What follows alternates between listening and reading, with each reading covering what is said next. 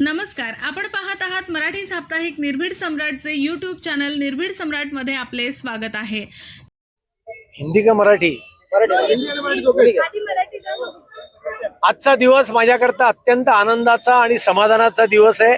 2014ला कांदिवली पूर्व विधानसभेचा आमदार झाल्यानंतर मी या प्रश्नाला हात घातला।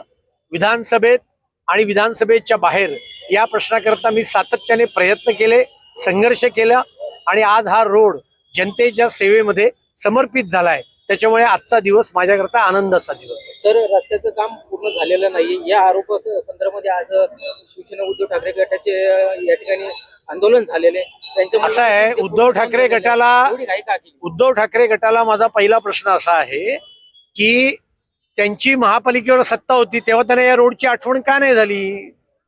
पण विरोधकांनी म्हणजे त्यांच्या विरोधकांनी चांगलं केल्यानंतर त्यांच्या पोटात दुखतंय। इथे रोडचं डांबरीकरण झालेलं आहे, रोड पूर्ण तयार आहे। आता पावसाळा तोंडावर आहे, उद्यापासून पावसाला सुरुवात होतीये, त्यामुळे आज हा रोड लोकांच्या सेवेस समर्पित झालाय।